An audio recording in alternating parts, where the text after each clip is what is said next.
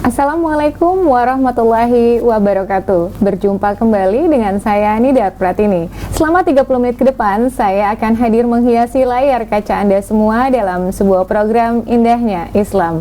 Program ini akan membahas masalah seputaran Islam dan muslimah tentunya. Nah, pada tema kali ini, kesempatan kali ini saya akan mengangkat tema hijrah pilihan untuk takwa. Nah, pemirsa LDS TV dimanapun Anda berada, untuk mengangkat tema kali ini tentunya saya tidak sendiri. Seperti biasa, di studio telah hadir bersama saya seorang narasumber. Nah, untuk kali ini telah hadir bersama saya Ustazah Jenny Jasmar. Beliau adalah seorang founder dari Darul Quran Nuruz Zaini, dan sekaligus beliau adalah pengisi majelis taklim di berbagai wilayah di Bandar Lampung khususnya.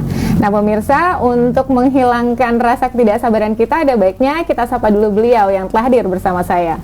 Assalamualaikum warahmatullahi wabarakatuh, Ustazah. Waalaikumsalam warahmatullahi wabarakatuh. Ya, apa kabar Ustazah Jenny? Alhamdulillah sehat, Mbak. Alhamdulillah ya, semoga kita terus tetap semangat ya Ustazah, amin, untuk selalu menyiarkan agama Islam. Amin, amin. Ya, baiklah Ustazah, pemirsa LDS TV di rumah tentunya sudah sangat penasaran nih tentang hijrah pilihan untuk takwa. Nah, ini di awal-awal nih, sepertinya kita harus membuka dulu ya Ustazah, apa sih pengertian hijrah itu sendiri agar pemirsa LDS TV lebih mengerti lagi makna dari hijrah.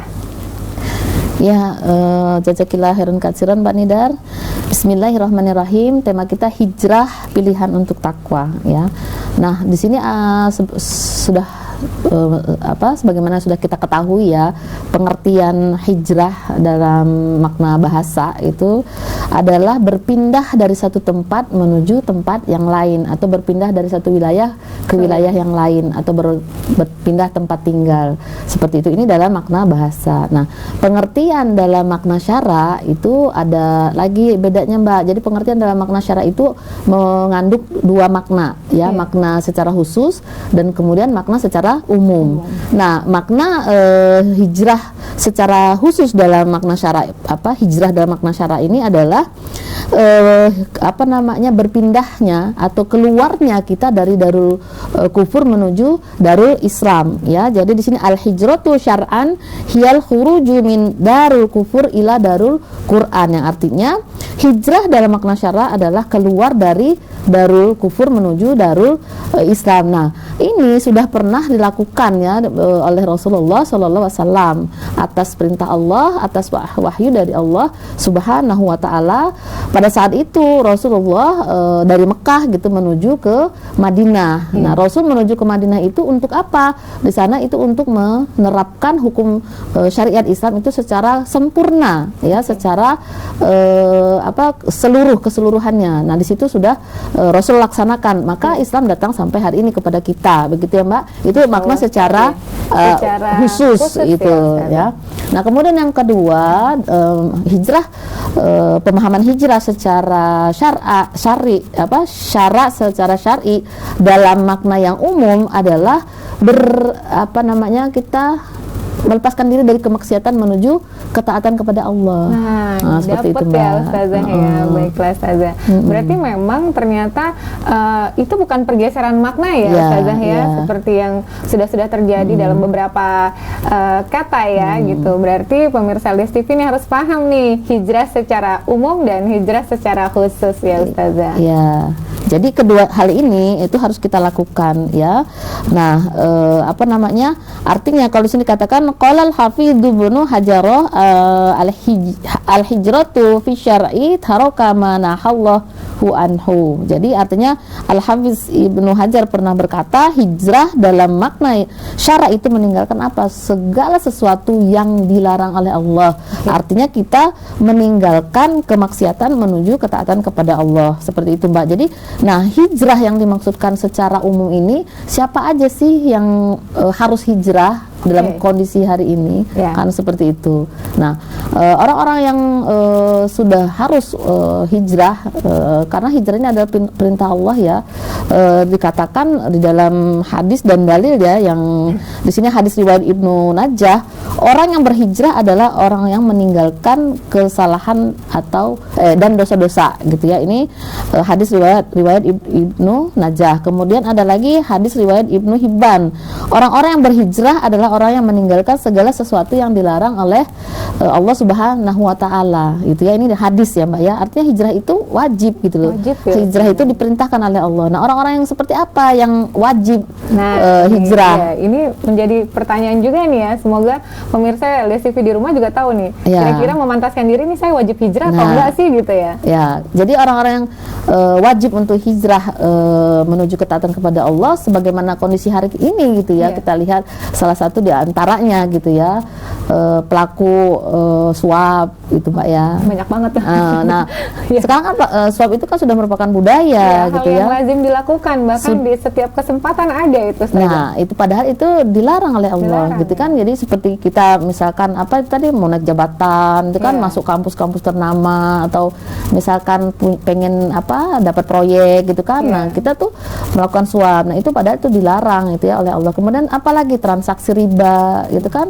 Nah, transaksi riba itu, Mbak, bukan hanya sekedar dilarang tapi diperangi oleh Allah gitu kan. Nah, sekecil-kecilnya kita melakukan transaksi riba itu sanksinya atau hukumannya itu sama dengan kita menjinahi ibu kandung kita sebanyak 36 kali. Subhanallah, serem banget ya. Bayangkan. Maka itu sekarang ini budayanya sudah luar biasa kan seperti itu. Nah ya, kemudian hari ini gitu ya, generasi kita gitu ya, milenial gitu ya, mereka itu masih banyak yang pacaran gitu ya, benar. Nah, padahal pacaran ini ya, itu kan di surat Al-Isra itu kan dikatakan di situ, wala taqrabul jinna, kata Allah kan gitu, janganlah engkau mendekati jinna. Nah, sekarang ini gitu ya, generasi kita itu berkhawat, kemudian lazim sekali gitu. Ikhtilat gitu ya. Alasannya apa? Alasannya ini kan ada kerjaan kampus gitu kan, ada kerjaan kantor, ada sifatnya nggak urgent ya, Ustaz. Ya, ada pekerjaan yang katanya itu harus dilakukan dengan lawan jenis. Padahal di situ dikatakan oleh Allah, wala taqrabul zina, jangan kau mendekati zina. Nah, pacaran ataupun berkhawat ataupun ikhtilat tadi adalah bagian dari yang dilarang karena bergaul dengan orang-orang yang bukan mahram. Seperti itu, Mbak. Ya, baiklah Ustazah. Kayaknya memang semakin banyak sekali ya hal-hal yang memang harus kita tinggalkan. Maksiat-maksiat tadi, pemirsa LDS TV juga saya rasa mungkin sudah sedikit-sedikit paham, namun akan dijelaskan lagi lebih lanjut oleh Ustazah Jenny Jasmar setelah break yang satu ini. Namun jangan kemana-mana, tetap di Indahnya Islam tentunya di LDS TV.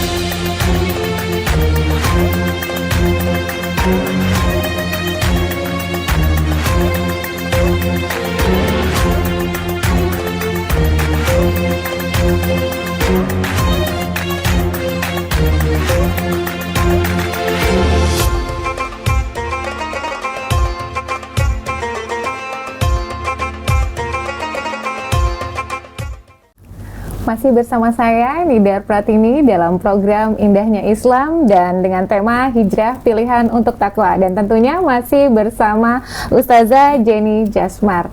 Nah, pemirsa LDS TV dimanapun Anda berada, sepertinya kita sudah sedikit-sedikit mengetahui ya apa sih makna hijrah yang sesungguhnya baik secara umum maupun khusus, dan tentunya tadi Ustazah Jenny telah menjelaskan bahwa hijrah itu adalah meninggalkan hal-hal yang maksiat menuju kepada ketaatan kepada Allah ya, kurang lebih Ustazah ya. Betul. Nah, tapi nih Ustazah nih, yang jadi pertanyaan saya nih, dan tentunya mungkin sedikit mewakili pemirsa di rumah, kita ini sangat erat sekali bersinggungan dengan maksiat-maksiat yang sudah Ustazah sebutkan tadi gitu Ustazah. Jadi kira-kira apa sih tantangannya ini Ustazah gitu?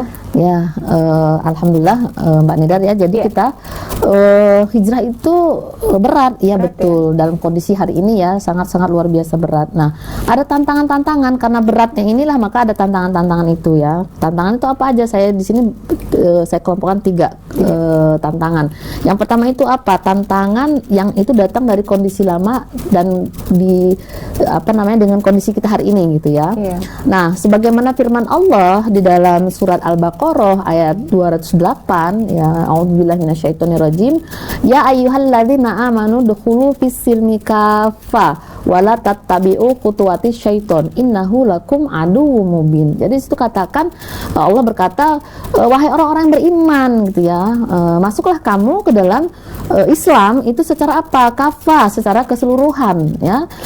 Kemudian janganlah kamu ikuti langkah-langkah syaitan, innahu lakum aduwwum mubin. Kenapa? Karena sesungguhnya setan-setan itu adalah musuh yang nyata bagimu. Di situ Allah sudah berkata. Nah, pada saat Islam datang dibawa oleh Rasul Sallallahu Alaihi Wasallam kan ditujukan bahwa Islam itu menjadi cahaya dalam kegelapan kan gitu. Nah, di zaman Rasul itu ya pada saat itu saking gelapnya gitu ya, banyak kezaliman dan kekejian. Kalau anak perempuan lahir perempuan gitu ya, pada saat itu kan perempuan itu nggak ada harganya gitu ya, sangat rendah dan terhinakan. Maka orang-orang Arab itu langsung dikubur hidup-hidup gitu kan. Nah, kalau saat ini lebih keji lagi Mbak. Kenapa? Belum dia lahir baru dicek sama dokter usia 2 bulan 3 bulan, karena hasil daripada orang-orang yang tadi tidak halal baginya, haram dia lakukan, kemudian apa, diaborsi Mbak. Kayak Kan kasus perzinaan ya Ustaz, ya kan akhirnya kan seperti itu. Nah, kemudian dulu tukar-tukar istri biasa. Kalau sekarang lebih parah lagi, bukan hanya sekedar tukar istri gitu ya. Benar. Ya sudah narkoba, narkotika. Kalau dulu kan baru hanya homer. Kalau sekarang kan lebih parah daripada itu. Ya, sudah banyak sekali jenisnya. Nah, ini adalah kemaksiatan yang sangat-sangat berat gitu loh. Padahal Allah sudah memberitahu kepada kita bahwa kita harus masuk Islam ke dalam Islam itu harus kafah. Jadi tidak boleh sebagian-sebagian kayak kita prasmanan gitu kan. Kita senangnya cuma sayur asem, kita ambil sayur asem, tapi di situ ada teri sambal teri, kita nggak mau karena pedes. Pilih-pilih ya. Pilih-pilih kan seperti itu nggak boleh. Nah, itu tantangan dari kondisi yang lama dengan kondisi yang sekarang. Sudah semestinya Al-Qur'an dan As-Sunnah itu menjadi rujukan kita, menjadi sumber pedoman hidup bagi kita kan gitu. Tapi akhirnya apa gitu kan, terjadilah hal-hal yang di luar daripada aturan-aturan Islam. Jadi tanpa kita suka atau tidak suka, sekarang itu kita lihat kemaksiatan itu di mana-mana kan gitu. Nah, itu yang pertama. Nah, kemudian yang tantangan kedua itu datangnya dari keluarga, ya kan? Paling berat kayaknya. Paling berat gitu ya. Benar. Padahal Al-Qur'an juga sudah mengabarkan gitu ya, di surat At-Taubah ayat 24 itu kan di situ cinta kita dikatakan oleh Allah itu ya, tidak boleh melebihi cinta kita kepada makhluk nih, kepada ayah, kepada ibu, itu tidak boleh melebihi cinta kita kepada siapa?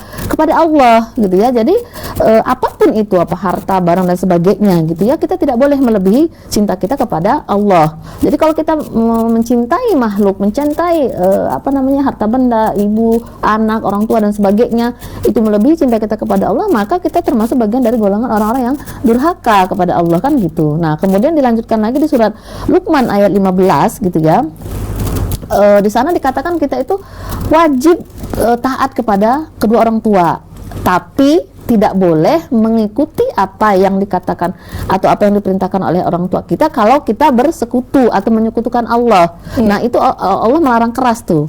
Nah, di sini ada kisah gitu ya dari salah satu dari sahabat Rasul, yakni Sa'ad bin Abi Waqqas ya, pada saat beliau masuk Islam.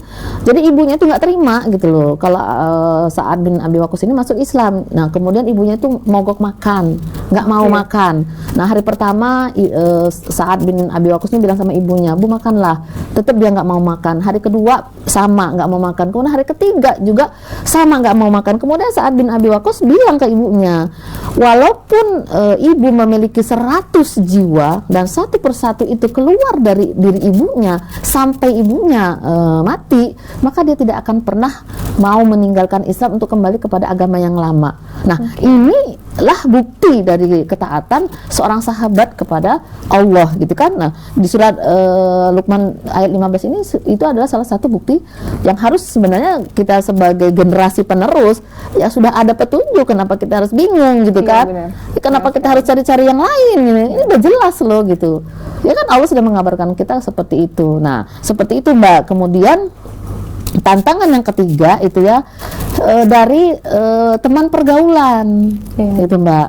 Ya. Kalau bahasa anak sekarang tuh circle-nya. Circle-nya ya kan. Benar sekali, nah, kalau kita itu bergaul ya harus sesuai dengan akidah kita gitu kan. Jadi solih dengan solihah gitu kan. Maka kita harus berkumpul dengan orang-orang yang solih dan solihah. Harus bertalabul ilmi, memahami agama yang kita anut kan gitu. Kenapa saya mungkin di luar teman-teman di luar sana ya sudah sangat-sangat paham ya, sebagaimana kita gini, kalau kita bergaul dengan penjual parfum gitu kan, parfum itu kan wangi ya. Bener. Aromanya luar biasa gitu ya. Nah, kita bergaul dengan penjual parfum, kita mau tidak mau kena lah nggak sedikit kecipratan atau wanginya dikasih sama dia hadiah ya, walaupun kita istilahnya nggak punya uang untuk beli, tapi karena kita teman kita penjual parfum, minimal wanginya pegang-pegang botolnya juga kan akhirnya kita kena wanginya kan gitu. Nah, sebaliknya kalau kita berteman dengan pedagang ikan misalkan kayak gitu ya. Nah, pedagang ikan kan tahu sendiri ikan itu kan amis gitu kan. Karena kita bergaulnya terus sama yang amis-amis gitu ya, maka meskipun kita tidak ikut-ikutan motong, tapi karena kita bergaul bersamanya, maka kita pun bisa kecipratan bau amisnya seperti itu Mbak. Jadi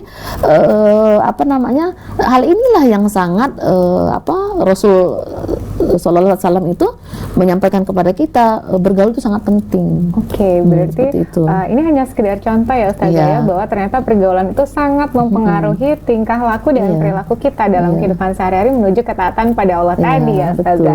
Nah, baiklah pemirsa LDS TV dimanapun Anda berada, sepertinya kita harus break lagi sejenak, namun jangan kemana-mana, kami akan kembali setelah break yang berikut ini, tetap di program Indahnya Islam bersama LDS TV.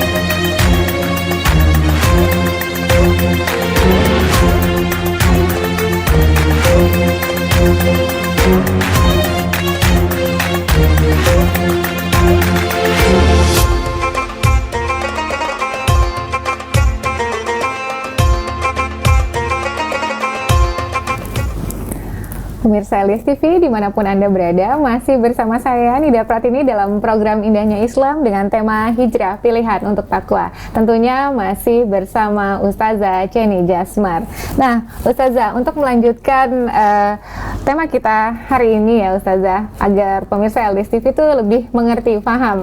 Tadi kita sudah menjelaskan ya Teh, untuk tentang tantangan dari berhijrah itu sendiri, banyak banget ternyata Ustazah ya. Nah, namun kira-kira apa sih keutamaan dari hijrah itu sendiri sehingga lebih memudahkan nih, menjadi pemacu semangat nih pemirsa LDS TV di rumah, wah saya harus hijrah nih, keutamanya banyak banget ternyata nih, begitu Ustazah. Ya, kan tadi hijrah pilihan untuk takwa. Artinya kita dengan yang sudah kita sampaikan tadi itu kan, kita wajib hijrah karena ini perintah untuk apa? Untuk meraih ketakwaan kepada Allah. Nah, di samping itu ya kita juga di sini ada keutamaan dari hijrah ini tadi. Di sini ada 7 poin ya. Yang pertama itu hijrah kita ini kan diperintahkan oleh Allah. Wajib kan? Nah, cinta kita tidak boleh melebihi cinta kita kepada Allah. Nah, berarti di dunia ini kita tidak boleh hubud dunia kan, maka kita harus hijrah. Nah, ini salah satu bukti daripada keimanan kita kepada Allah. Nah, itu boleh ya pemirsa buka di surat Al-Anfal ayat 74 gitu kan. Kemudian yang kedua, pahala itu tak ternilai gitu loh. Jadi tidak ada bandingannya. Nah, di sini ada hadis riwayat An-Nasa itu, hendaklah kamu berhijrah karena apa? Karena pahalanya tidak ada bandingannya. Itu keutamaannya. Berarti luar biasa kan, kita suatu saat nanti bakalan dipanggil. Nah, kalau kita nggak punya pahala, bermaksiat terus, gimana tuh kan? Gimana gitu. Caranya mau masuk surga? Nah, bagaimana kita mau bersama dengan kekasih Allah, yakni Rasulullah, gitu kan? Nah, kemudian yang ketiga, mendapatkan pengganti yang jauh lebih baik ya, dari kemaksiatan menuju ketaatan. Nah, kalau kemaksiatan itu kan sekarang kan tahu sendiri, kemaksiatan itu kan perlu banyak duit gitu kan, ke karaoke duit gitu kan, ya pokoknya begitulah gitu ya. Nah, ketaatan itu ya kita berwudu, sholat, ngaji, berbuat baik, ada rezeki lebih kita berbagi kepada yang membutuhkan kan gitu. Terus kemudian hati kita juga menjadi tenang, adem, menjadi tenang gitu ya. Kenapa? Karena kita nggak takut lagi gitu dengan penghisapan ya. Nah, kemudian yang keempat, mendapat rezeki yang melimpah ya. Di surah Al-Baqarah kan sudah dikatakan, kita ngasih satu butir, Allah akan membayar kepada kita berbutir-butir, berlipat ganda kan, seperti itu. Nah, kemudian mendapatkan rahmat dan kasih sayang Allah. Nah, ini kan Allah itu Ar-Rahman Ar-Rahim. Ar-Rahman itu maha pengasih, Ar-Rahim maha penyayang. Kalau Ar-Rahman, siapa sih yang nggak dikasih sama Allah? Semua dikasih. Ya kan, makhluk mana sih yang nggak dikasih sama Allah? Benar sekali. Semut aja di dalam lubang loh, itu dikasih sama Allah. Rezekinya itu kan semua dikasih sama Allah. Tapi yang disayang Ar-Rahim ya, itu siapa? Orang-orang yang terpilih, orang-orang yang mau betul-betul menjaga ketaatannya kepada Allah. Nah, itu. Kemudian apa yang keenam? Mendapat maghfirah dari Allah. Maghfirah ini apa? Ampunan. Yang penting ya Ustazah ya. Itu yang paling penting. Kenapa kita ini ya? Contohnya kayak saya ya. Saya sholat, puasa, ngajar ngaji, dakwah, sana sini. Oh, kayaknya udah banyak aktivitas kebaikan. Tapi ketika Allah tidak ridha, Allah tidak mengampuni dosa-dosa kita, kan banyak dosa-dosa kita itu. Bagaimana mungkin kita bisa mendapatkan ampunan dari Allah? Kenapa? Dari bangun tidur kita sampai mau tidur kita banyak Mbak dosa-dosa yang kita perbuat, ya kan? Kita tidak menyadari bahwa itu dosa ya. Nah, kadang-kadang kita anggapnya sepele, padahal sebenarnya itu adalah dosa. Meskipun itu bagian dari dosa-dosa kecil, ketika kita lakukan setiap hari, maka dia akan menumpuk kan dosa-dosa itu. Nah, maka sangat penting kita untuk apa? Untuk meraih ampunan Allah. Supaya apa? Supaya kita nanti akan mendapatkan tempat di sisi Allah. Nah, seperti itu. Ini jadi keutamaan ini sangat penting ya. Kemudian yang ketujuh itu adalah apa? Mendapatkan surga. gitu loh. Ini poin akhir tapi yang ternyata memang adalah tujuan utama kita ya Ustazah ya. Iya, nah ketika kita sudah mendapatkan ampunan dari poin-poin sebelumnya tadi, kemudian Allah ridho atas apa yang sudah kita perbuat gitu ya, kemudian Allah menjaga kita dari hal-hal yang bermaksiat, maka bukan hanya sekedar surga gitu ya, semua akan Allah berikan. Tapi nanti ketika kita kembali kepada Allah di yaumil akhir nanti, tujuan kita kan hanya ada dua, Surga ya kan? atau neraka? Surga atau neraka. Gitu, Nah gitu. Nah, surga ini adalah kehidupan yang abadi, gitu kan? Kemudian surga juga abadi. Tapi sanggup nggak kita dengan penghisapan, dengan siksa, dengan azab yang akan terjadi nanti di surga, di neraka nanti? Kira-kira seperti apa? Enggak, saya nggak sanggup Ya kan? membayangkannya aja udah serem duluan. Ya kan, seperti itu. Jangankan kita membayangkan di satu ruangan di neraka itu, ya kalau kita masak aja, panci yang habis kita masak sayur Panas banget langsung melepuh kulit sampai melepuh Iya, kan, benar sekali. apa bengkak gitu kan. Iya. Nah itu juga berhari-hari kita harus mengobatinya. Bagaimana mungkin kita bisa masuk api neraka kemudian kita tidak bisa lari dari siksaan Allah gitu. Jadi Ada ini yang luput dari luar biasa. Makanya dikatakan di situ di surat At-Taubah itu ya ayat 20 sampai 21. Jadi Allah itu sudah menjanjikan ya, di situ katakan artinya Tuhan menggembirakan mereka dengan apa? Memberikan rahmat, kemudian keridoan dan surga gitu loh. Nah mereka memperoleh apa? Kesenangan yang kekal, yang abadi di dalamnya. Nah ini semua ada di dalam Al-Quran, Mbak. Berarti nggak usah repot-repot sebenarnya mencari rujukan-rujukan lain, cukup di Al-Quran saja. Sebenarnya sudah jelas bahwa setiap manusia itu wajib hukumnya hijrah ya Ustazah ya. Iya betul seperti itu. Nah maka dari itu memang Mbak, kita itu ya wajib juga bertolabul ilmi ya, karena kadang-kadang kita sendiri suka nggak paham dengan agama kita, malah kita ikut-ikutan agama orang lain. Nah Lakum itu dinukum waliyadin tadi. ya, lakum dinukum waliyadin. Tapi tetaplah Allah membebaskan, azab Allah sangat pedih Mbak, itu kembaliannya seperti itu Mbak. Ustazah, kira-kira dari semua tema yang sudah kita bahas hari ini, hijrah pilihan untuk takwa nih, kira-kira ada nggak sih Ustazah closing statement untuk pemirsa di rumah agar mampu mengambil intisari, jadi lebih semakin mudah lagi dan termotivasi untuk berhijrah segera mungkin Ustazah? Ya, dunia itu Allah ciptakan untuk kita nikmati ya. Dunia tempat kita tinggal, sementara kita akan menuju ke akhirat. Tetapi ingat bahwa dunia ini sementara gitu ya. Nah hijrah ini adalah perintah dari Allah, maka selagi masih ada kesempatan yang hidup di dunia ini sementara, maka bersegeralah untuk hijrah. Supaya apa? Supaya ketakwaan itu akan bisa kita raih, sehingga ketika kita kembali ke pangkuan Allah, kembali ke haribaan sang pemilik diri ini, maka kita akan mendapatkan kemenangan, akan mendapatkan tempat di surganya Allah. Seperti itu Mbak. Jadi ayo bersegera kita hijrah dalam kondisi yang sangat berat seperti hari ini. Ya, jadi pemirsa LDS TV di rumah, walaupun keadaannya seberat apapun dan sesulit apapun tantangannya, tetap hijrah harus dilakukan ya Ustazah, dan semoga kita semua bisa berkumpul kembali di surganya Allah. Amin, amin ya Allah. Ya, baiklah pemirsa LDS TV dimanapun Anda berada, tak terasa sudah 30 menit saya membersamai Anda semua di rumah. Namun jangan bersedih hati, kami akan selalu hadir di hari yang sama dan jam yang sama dalam program Indahnya Islam, tentunya di LDS TV. Akhir kata, saya Nida Pratini dan segenap kru yang bertugas hari ini pamit mohon undur diri. Mohon maaf apabila terjadi banyak kesalahan dan kekurangan dalam kami menampilkan tayangan ini. Namun apabila terdapat banyak kebenaran dalam tayangan ini, semua hanya dari Allah semata dan kami hanya wasilah. Baiklah, saya Nida Pratini pamit undur diri. Wabillahi taufiq wal hidayah. Wassalamualaikum warahmatullahi wabarakatuh.